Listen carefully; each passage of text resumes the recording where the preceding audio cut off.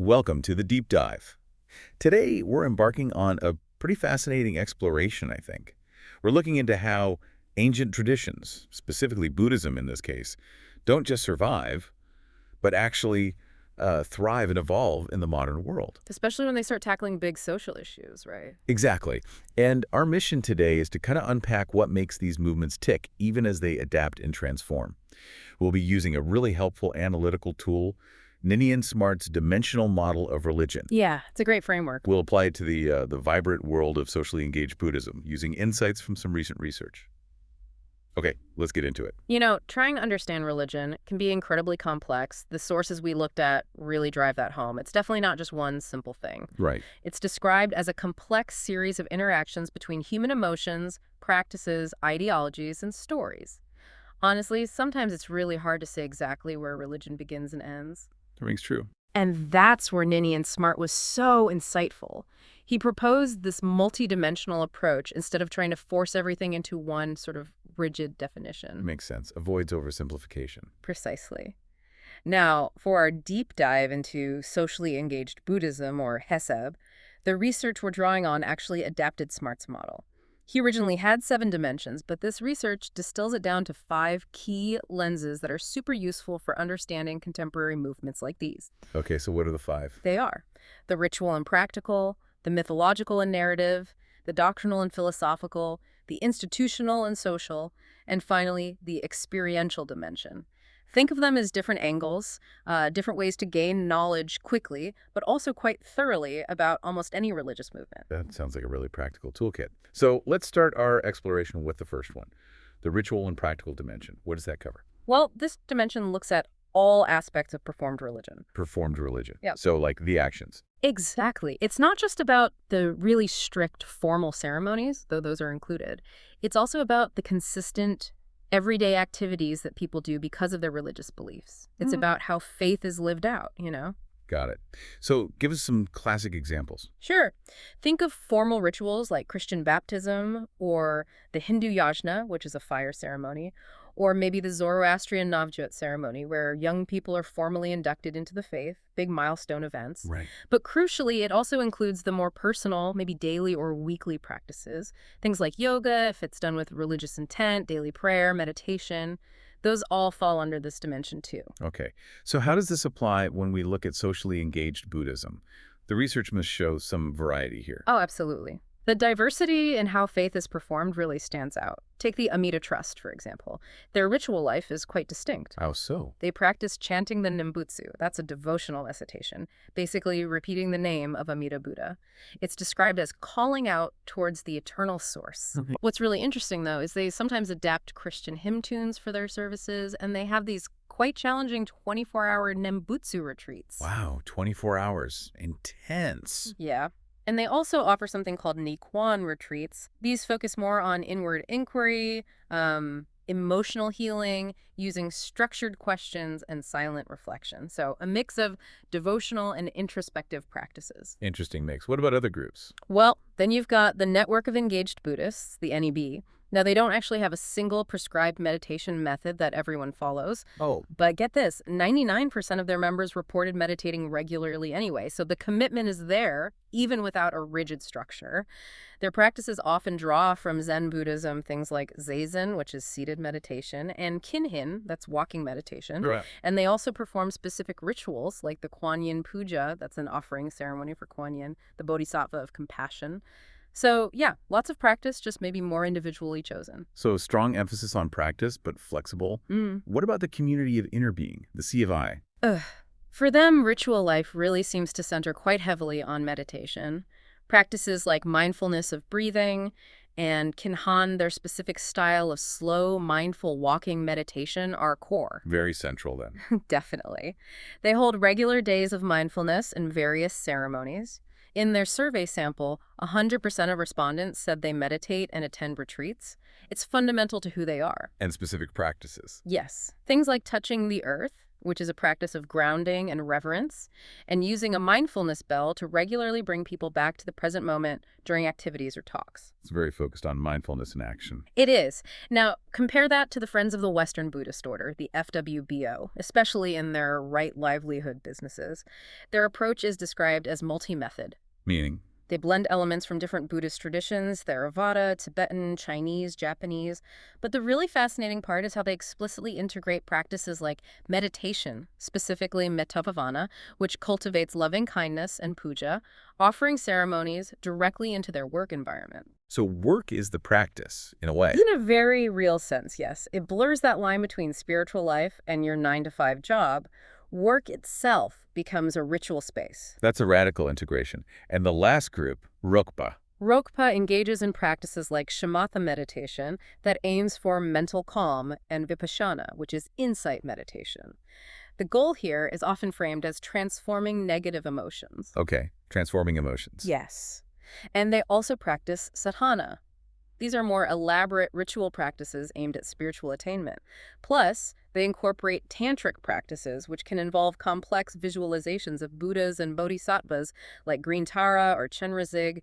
These often use mudras, specific hand gestures, and instruments like drums and cymbals. It's quite involved. So a real spectrum there, from chanting and silent reflection to elaborate visualizations and integrating practice into business. Exactly. Well, this dimension really shows us, I think, is that ritual isn't just some static, ancient thing. It's dynamic. It's a lived expression of faith that adapts. These SM groups demonstrate how performed religion is deeply woven into their modern lives. That's a really powerful takeaway. Okay, let's move to the second dimension, the mythological and narrative. What's this about? This one describes the storytelling aspect of religion. It's about the narratives, the myths, the histories, basically, the stories that give meaning. Whether they're seen as literally true or more symbolic. Precisely. These stories often explain fundamental things like why the world exists and what our place is in it. They provide a framework for understanding reality. And these stories can be passed down in different ways. Oh, yeah. Orally, through written scriptures or texts, even through art and iconography. They're crucial for communicating core ideas and values across generations, really shaping a group's identity. What's particularly interesting when applying this to modern movements like SEP? Well, what's fascinating is seeing how they adapt their foundational stories for today's world, making ancient narratives speak to contemporary issues and concerns. Okay, let's see some examples. How does the Amida Trust use narrative? Their key narrative seems to be one of ordinariness. They take Amida Buddha's primal vow, his promise to save all beings, and reinterpret it in a very accessible way. Just as it is, just as you are. So, focusing on acceptance. Exactly. It emphasizes radical grace and acceptance for everyone right now, flaws and all. It's quite a powerful modern spin, focusing on inherent worth rather than a need for self-perfection through effort. That is a distinct narrative. How about the NEB, the Network of Engaged Buddhists? They're interesting because they use both contemporary stories, often about modern activism and challenges and ancient ones. Their journal is actually called Indra's Net. Indra's Net. That's a classic Buddhist metaphor, right? It is. It depicts the universe as a vast net with a jewel at each intersection, and every jewel reflects all the others. They use this as a continuous narrative to reinforce their core idea of interconnectedness, global interdependence, environmental concern. It's like a living story constantly being updated in their journal. A very potent image for engaged Buddhism and the community of interbeing. For the C of I, the central narrative really revolves around Thich Nhat Hanh's concept of interbeing. This core idea asserts that world peace is only possible through the internal transformation of individuals. So the personal and the global are directly linked in their story. Absolutely. Inner peace isn't just a personal goal. It's presented as the necessary foundation for global harmony. That's their driving narrative. What about the FWBO and their businesses?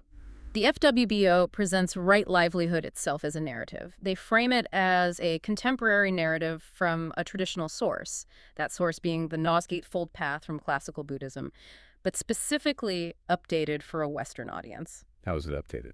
By emphasizing values like generosity, cooperation, honesty, and ethical trading as concrete expressions of the Buddhist path in the modern workplace. They're essentially telling a story where work becomes a vehicle for spiritual awakening and positive social change. Restoring work itself. And Rokpa. Rokpa's narrative strongly emphasizes lineage and transmission. They tell the story of an unbroken line of Buddhist teachings, tracing it from the ancient Indian sages through Tibet, right down to their present-day teachers. Grounding them in history. Exactly. It provides a deep historical and spiritual context for their practices and their humanitarian work. The narrative focuses heavily on the bodhisattva ideal mind, the commitment to work compassionately for the benefit of all beings, which directly informs their social action. So across the board, these narratives aren't just background. They seem to actively shape the why behind what these groups do. Absolutely. Storytelling remains essential. These narratives, whether ancient or modern adaptations, provide the meaning, the motivation, and the framework for understanding their place in the world and their reasons for engagement. Oh, that makes a lot of sense. So moving from stories to ideas, how do these groups formalize their beliefs? This brings us to the doctrinal and philosophical dimension. This is about creating logical systems of meaning, right? That's right. Religions everywhere tend to develop these complex philosophical traditions or bodies of doctrine. Think about, say, the Catechism of the Catholic Church, or the intricate philosophical arguments in the writings of someone like Ibn Sina in the Islamic tradition. Systems to make sense of it all. Exactly. They codify beliefs, explain practices, address theological questions. So the key question here is, how do these relatively new Buddhist movements, which are adapting very old traditions, structure their core beliefs? How do they make them coherent for people today? Let's dive into the Amida Trust again. What's their doctrinal focus? They've evolved to define themselves primarily through Pure Land Buddhist doctrine. This means a strong emphasis on an other power approach. Other power, meaning relying on something external. Yes, relying on the grace and power of Amida Buddha rather than solely on one's own self-effort for liberation. This is often contrasted with self-power approaches found in other Buddhist schools. They also emphasize accepting shunyata, the doctrine of emptiness, the idea that things lack inherent independent existence. And how does this translate into practice? Their practice framework includes 5 key elements: faith in Amida, contrition or humility, doing good works, chanting the Nembutsu, which they see as a kind of shorthand for the whole of the Buddhist teaching, and importantly, experiencing the presence of the sacred in daily life. That sounds quite structured. It is, and they have this unique action, reflection, learning cycle. It explicitly links traditional Buddhist training in morality, concentration, and wisdom directly to engaged action out in the world. It's a very practical application of doctrine. Very interesting. What about the NEB, the Network of Engaged Buddhists? The NEB grounds itself in Mahayana Buddhist ethics, particularly the core values of compassion and wisdom. They're guided by the bodhisattva ideal, remember, aspiring to enlightenment for everyone's sake, and the principle of skill in means, or upayakrashelya. Skill and memes. Yeah. That's about adapting the message. Yes, adapting teachings and actions to suit the specific context and the people involved. It allows for flexibility. Doctrinally, they stress the importance of right view and, interestingly, accepting the paradoxical nature of reality. Oh, They talk about things being both empty of intrinsic existence, but at the same time real. This philosophical nuance is actually quite crucial for their activism.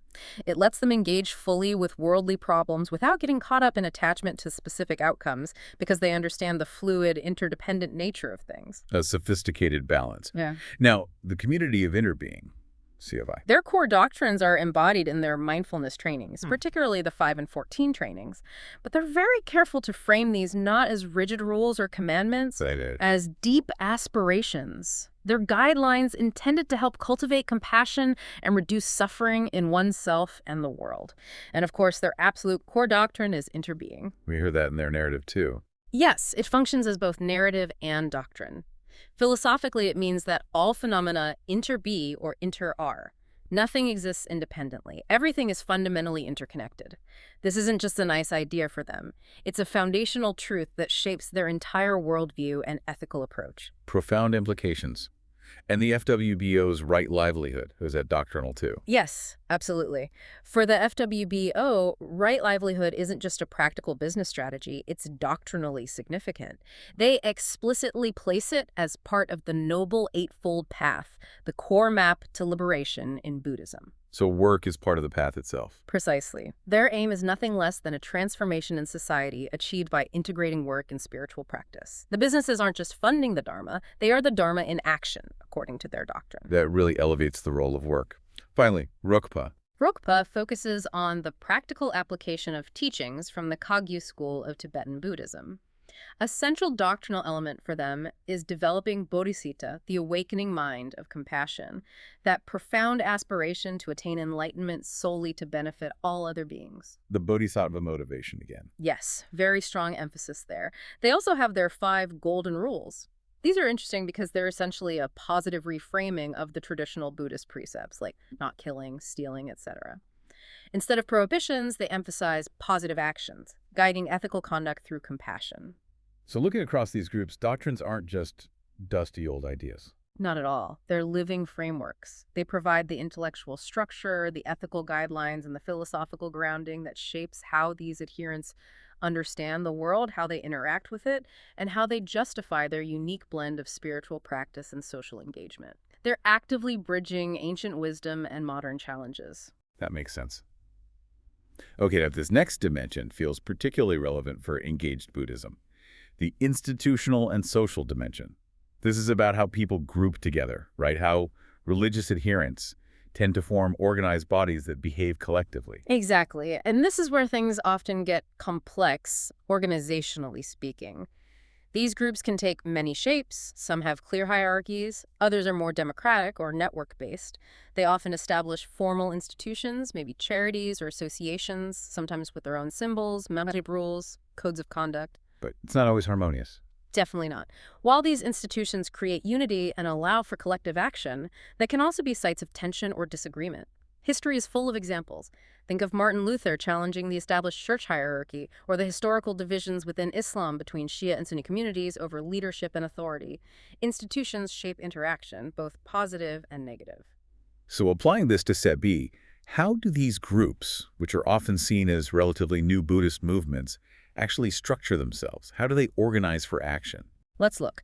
The Amida Trust, for instance, operates as an umbrella organization. It has different levels, essentially. There's the Amida Kai, a kind of spiritual association open to pretty much anyone interested. Okay, an outer circle. Right. And then there's the Amida Shu, which is the Pure Land Buddhist Sangha proper, or the Amida Order. This is for members who are more committed, perhaps ordained. They have a clear ethical framework, training programs, even a specific course called Fully Engaged Buddhism, so quite a structured approach with pathways for increasing commitment. A defined structure. How does that compare to the NEB? The network of engaged Buddhists is quite different. It functions much more like an affinity group than a formal hierarchy. There is a spiritual mentor figure, Ken Jones, mentioned in the sources, but the structure seems decentralized. How do they connect? Through things like their journal, Indra's Net, and an email group, Nepsanga, they seem to operate more through collaboration and shared interest.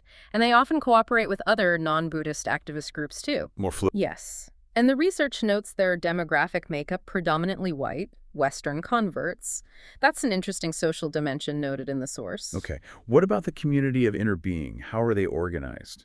The C of I describes itself as the UK Sangha, the UK branch, essentially of a larger international organization led by Thich Nhat Hanh. Structurally, it's a registered charity in the UK. So a formal entity. Yes, but their focus is very much on local and regional sanghas, these practice groups. A key aspect of their social dimension is this emphasis on openness and inclusivity. You don't actually need an overt commitment to Buddhism, as the source puts it, to become a member and participate. Really open, then. Very. They do have distinctions, though. There's a core community, which includes ordained monks and nuns, and an extended community comprising people who have formally received their mindfulness trainings. And socially, they connect with other groups, too, like the Quakers, indicating a broad network. Interesting connections. Now, the FWBO, they were described as an alternative societal model. That's right. Historically, they had a somewhat quasi-monastic style. Their most distinctive institutional feature is, of course, the right livelihood businesses, like windhorse trading. These were explicitly set up not just as businesses, but as core parts of their spiritual community and a way to fund their dharma activities. So the institution is the business, in part. Yes, a very tight integration. It's also worth noting, as the research points out, that they've undergone significant structural changes, moving towards more decentralization, particularly after controversies surrounding their founder. So institutions can and do evolve. Adapting over time, and Rakpa. Rakpa is organized under the Rakpa Trust. Their main center, described as the Mother Center, is Sameeling Monastery in Scotland.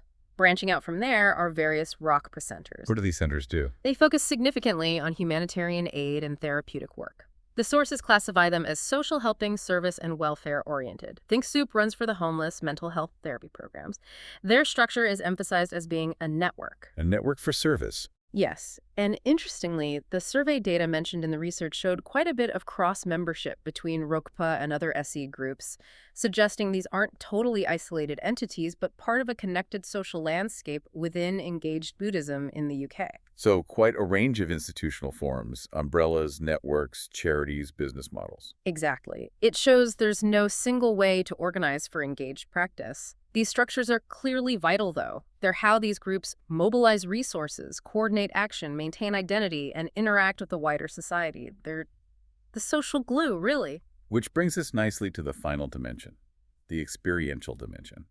This feels like it gets to the heart of it, the personal side of faith, the intensely personal moments. It does. This dimension focuses on the subjective experiences people have within their religious context, feelings of awe, connection, transcendence, deep insight, emotional shifts. But it's not just about raw feeling, is it? That's a crucial point Smart makes, and the research echoes. While religion might ultimately emerge out of human experience, that experience is never purely raw. It's always interpreted and shaped, contextualized by the person's specific religious background, their culture, the doctrines and narratives they already hold. Experience and framework influence each other.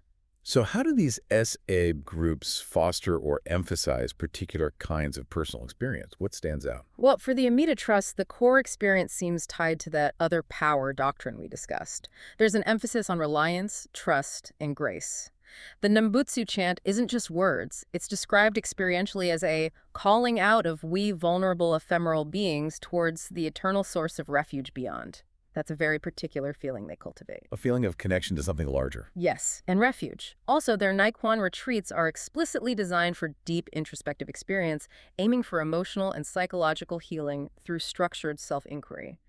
The experience of healing is central. What about the NEB, the Network of Engaged Buddhists? For them, the experiential focus is strongly linked to social action. They value inner path spiritualities and developing emotional awareness. Why? Because they see this inner work as crucial for authentic social engagement. How so? The goal is to move beyond acting out of self-righteousness, or from an ego fortress, as the source puts it. Through self-reflection, the experience they cultivate is one of greater self-awareness and compassion, which they believe makes their activism more effective and less harmful. The inner experience transforms the outer action. That makes sense. And the community of inner being, C of I. Their practices mindfulness, slow walking, days of mindfulness are all geared towards fostering the experience of peace in oneself, resulting in peace in the world. It's about cultivating a direct, felt sense of calm and presence. And the inner being concept. That leads to a specific kind of experience too, a deep personal realization of interconnectedness. It's not just an idea, it's meant to be felt, experienced directly, leading to a sense of unity with everything, a transformative feeling of being part of a larger whole. What about the FWBO and work? With the FWBO's right livelihood businesses, the experiential dimension happens through work. The idea is that the work environment itself becomes a place to cultivate specific inner experiences, developing awareness, the capacity to cooperate, the ability to take initiatives. So positive emotional states through work. Exactly. The experience of working ethically and collaboratively is framed as fostering positive emotions and spiritual growth. The workplace becomes a crucible for inner development. And lastly, Rokpa. Rokpa's experiential focus is very much on inner transformation, aimed at developing compassion for others. Their therapeutic approach, Tara Rokpa therapy, is particularly interesting here. How does that work experientially? It emphasizes that individuals already have the potential Buddha nature with which to heal. So the experience they foster starts from a place of inherent wholeness and potential, rather than focusing on psychological flaws or deficits. It's an empowering experience of uncovering one's own inner resources for healing and compassion. So across all these groups, personal experience seems absolutely fundamental. It really does. Whether it's devotional feeling, meditative insight, the experience of interconnectedness, mindful working, or uncovering inner potential, these deeply felt personal experiences are clearly what inform, motivate, and sustain their engaged practices.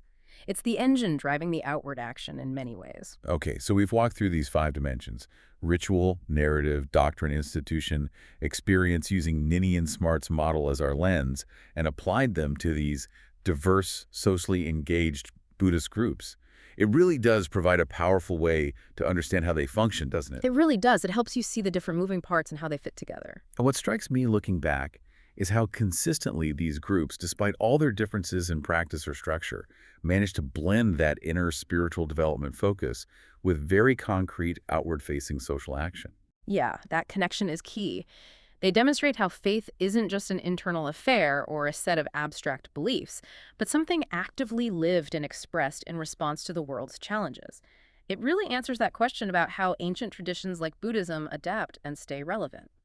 So thinking about the bigger picture, what does using a framework like Smart's model offer us? Well, I think it highlights the value of having a robust analytical tool. It lets us appreciate both the common threads, like that blend of inner work and outer action, and the unique ways each group adapts religious elements. It encourages us to think critically, to move beyond simple definitions of religion, and really grapple with its complexity, especially in the 21st century. It pushes us to look deeper. Exactly. And to question our assumptions about what counts as religious practice or religious community today. Okay, that leads perfectly into a final provocative thought for you, our listeners. Consider this. How might applying these same 5 dimensions, the ritual practical, the mythological narrative, the doctrinal philosophical, the institutional social, and the experiential, help you understand a non-religious group or community in your own life? Ooh, that's interesting. Like a political movement, maybe, or a volunteer group, or even a workplace. Precisely. Think about it. What are their regular practices or rituals? What are the core stories or narratives that shape their identity and purpose? Do they have guiding principles or doctrines? How are they organized socially and institutionally? And what kinds of personal experiences bind the members together or motivate their actions? Applying Smart's lenses beyond religion could be quite revealing. Definitely something to mull over. We hope this deep dive into Ninian Smart's model and socially engaged Buddhism has given you some valuable insights and maybe sparked some new questions. If you enjoyed this exploration, please do make sure to follow the deep dive wherever you get your podcasts. And if you're feeling particularly generous today, leaving us a 5-star rating really does help us reach more curious minds like yours. It really does. Thank you so much for joining us today, and we look forward to our next deep dive together.